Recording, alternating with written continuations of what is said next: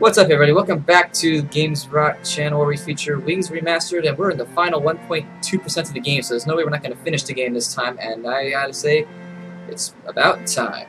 So, what are we doing? Turkey's called it quits. That's 2 down, 2 to go. Our threshing of Ludendorff army continues. Today we're bombing the town of Luxembourg, the once opulent city-state. And we don't want to have to bomb conquered terrain, because that's what Luxembourg is. They weren't one of the Axis powers. So, anyway, I gotta bomb the town square and maybe some trucks. They're still harboring so much evil. Okay. I gotta remember this, because it's been getting increasingly difficult for me to remember my bombing targets lately, and I don't want to go out on a bad note. I want to go out on a triumphant note.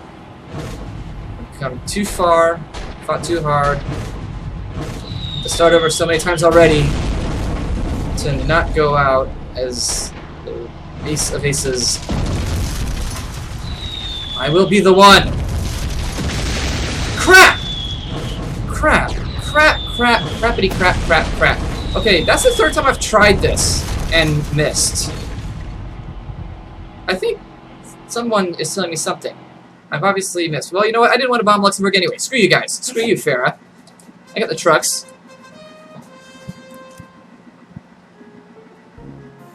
Alright, Austria's surrender is not the only big news. For his loyal service, Otis has been promoted to corporal and given a discharge so he can rush home to Chicago for his daughter's wedding, where he's sure to be received like a king. Another fine man who could never say die, he baked a bunch of scones for the three of us patrolling one of the last German outposts at Liege. Okay, yeah, let's go out with a good old-fashioned patrol. Or are we going? I don't even know. Twin triplanes, perhaps the last vestige of the flying circus. They'd long since become knights without a king, their symbols that chivalry had endured even the most somber consequences of war. I suppose we did have some instances where we were kind of ducking chivalry, but I guess we kind of all were able to put it behind us, sort of. At the end of the war, we're still doing what we gotta do because we gotta do it, and recognizing that our fellow pilots do the same. That's not how World War II ended. Of course, there was a lot more going on. And the Russians had something to say about how the war ended too. It was not a pretty picture at the end of World War II. What the Russians did to the Germans that they conquered on their march to Berlin. On at least one instance, even German hands that were raised in surrender were severed. If you played Call of Duty, I think it was World at War, the last World War II Call of Duty game they made, you got a pretty good idea of how the Russians treated the Germans. And you didn't get to see a whole bunch of it, but they were definitely not going to accept any surrenders. If you remember Victor Reznov's lines, "Abandon all hope." And then he lets U.S. Petrenko choose how you're going to execute the prisoners, and you do.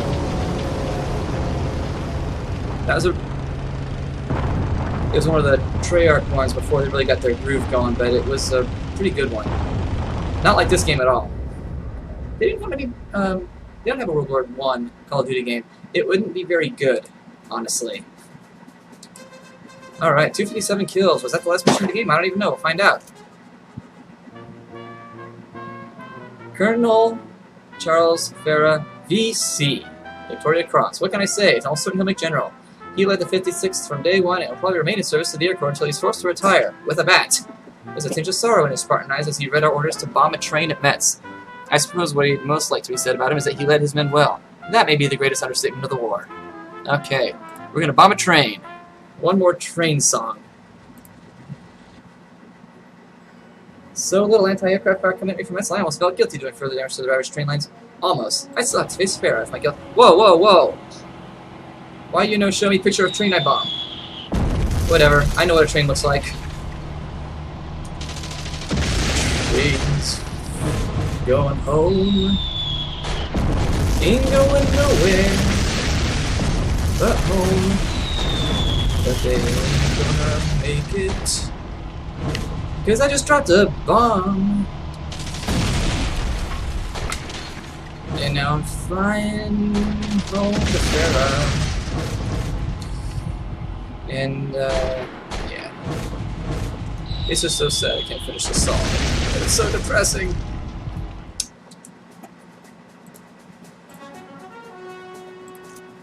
Like, how do you even know? I mean, you know that the end is coming, but everything I'm seeing, everything I'm hearing tells me the armistice is near. I'm feeling this will be my last patrol. But hopefully it won't be my last time in the cockpit of an airplane. I give thanks for whatever force has shined on me, looked over me, and allowed me to live to see this cataclysm end. It's called the Reload Game feature. Flying solo over the Emerald Argon is indeed a fit way to bid this guy's adieu. Oh, a solo mission! You're gonna make me go. You're gonna make me have a big old 1-on-10 solo big boss fight thing, aren't you? This is gonna be the part where I die, isn't it? Defeat the lone plane. Okay. 1-on-1, I guess. Just me and one other. You always see multiple planes going up to the skies, even if it's just you. Whatever. I waved to the single approaching Fokker, partly and greatly, partly to say goodbye. There probably wasn't a reason to risk our lives, yet what better way could we say farewell than our final man-to-man dogfight? Okay. I'll go with you. 1-on-1. That's kind of cool, actually. It's anticlimactic, but at the same time fitting. And so we'll end the war. Who knows who this guy is? He might be a veteran, he might be a rook. He might be the ghost of Rick Dolphin. Well, no, he can't be the ghost of Rick Dolphin. Wait, yeah, he could be the ghost of Rick Dolphin. I'm never going to know. All I know is that I'm going to shoot him down. For there can only be one. King of Wings.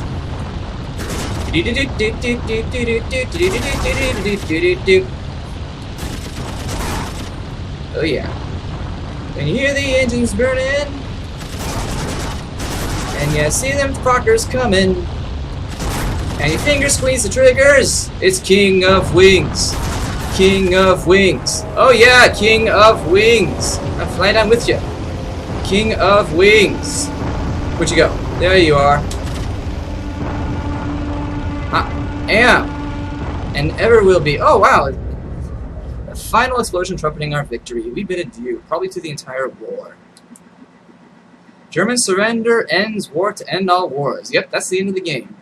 And long game it has been. Cool sequence. Wonder what it looks like in the original Amiga graphics. I'm not going to play through the original Amiga game to find out. The end. We're going home.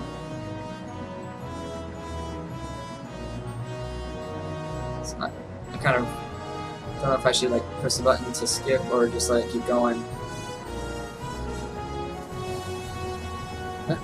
Yep, no more planes flying over. This will be the credits. The total number of military and civilian casualties in World War I was over 37 million. Yeah, that's pretty brutal. In 1917, Britain lost 245 planes in a single month, called Bloody April. Like 10 of those were mine. More than 200 pilots and aircrew and at least 100 more were captured and taken as German prisoners of war. During the last 6 weeks of the war, German aviators donned parachutes. However, these were considered cowardly by pilots and their superiors on the Allied side, and not rightly issued until 1919. See a little bit of that night spirit going. The Red Baron was only 25 when he was killed, the day after his 80th victory. He's also the commanding officer of Jasta 11, the most successful German fighter squadron, the Flying Circus. The average life expectancy of a World War I fighter pilot was just a few weeks. A pilot could count on 40 to 60 hours of flight before being killed. That's pretty brutal.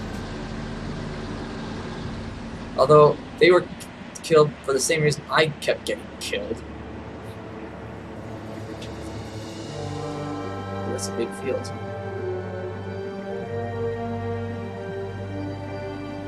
There shall be wings, even heard of Vinci, 1500. Not exactly, well, you have kind of the celebration and then the somber end to it. It's not all somber like Valiant Hearts. But in loving memory of Ken Melville. I don't know who that is.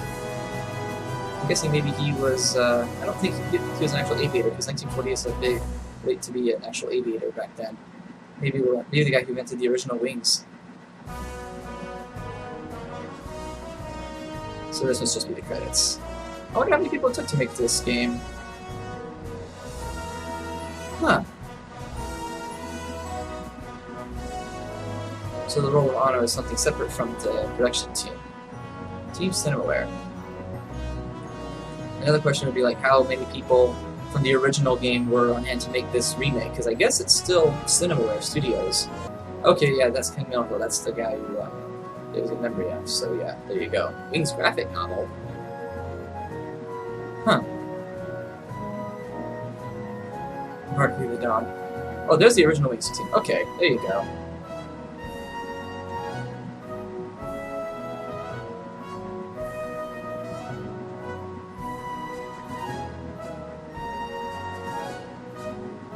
There's Ken Melville again, so yeah. He was on the original team too. Just out of the way there. Oh, Kickstarter. That's cool.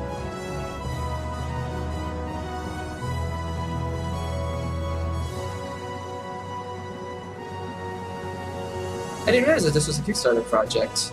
I just saw it released one day on GOG.com and eventually got it.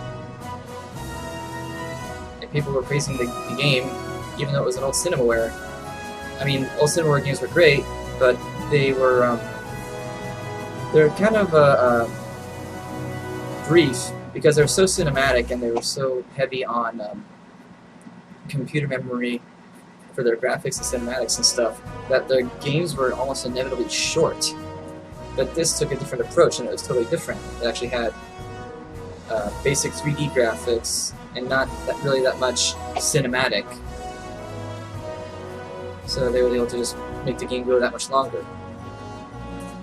It's still... You do kind of get an idea as to how much of a crazy, long, hellish fight the war was, even for the people who had the relatively easy position of pilot, relatively compared to just about everybody on the ground, that is. Bunch of interesting Kickstarter names. I'm gonna let all of them have their say, their moment in the camera, though. Speaking of Kickstarter, there's another Kickstarter game that my wife and I had the opportunity and the privilege to support coming out very soon, and that's Armacrog. So it probably still won't quite be out by the time this goes live, but it's going to be the next major project that I do. What I've got so far, while I'm waiting for that, I'll probably just be wrapping up the other games that I've left close to the finish of. I know I still have 1 or 2 episodes left, Alien Isolation to do, and I got Sin, though I may or may not end up finishing that. I don't know, I just might leave it. Or I might do a couple of one-offs. Actually, what I think I might do is feature a couple more of these old Cinemaware games, because I have them, and now I know how to record them. And I didn't before, but now I do.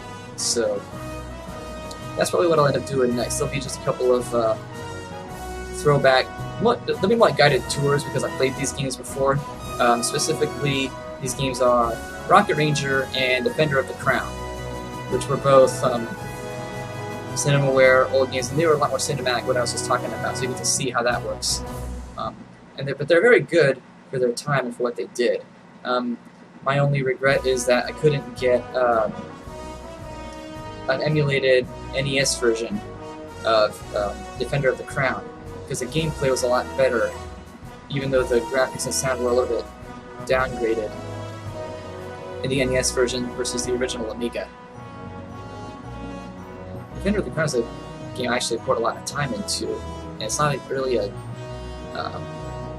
time sync game like a lot of other Empire games. A game of that is actually relatively short. You'll get to see when I do the episode. I might look for an emulated version so I can show you what I'm talking about, but the idea is just to show the game for what it was, for what it means, which is why I'm doing this in the first place, I guess, just to be able to show off these games. Go back and discover ones that I missed, and appreciate what has come before what we have today. Because there's only a couple of modern games I've done. That's besides Alien Isolation, the Halo, Spartan Assault, Spartan Strike. Those are the only ones that are anything remotely recent. Okay, there's the credits finally over. Okay, And I will also do a brief episode of Wings Classic, just to show what the original game played like, because now I can record that too.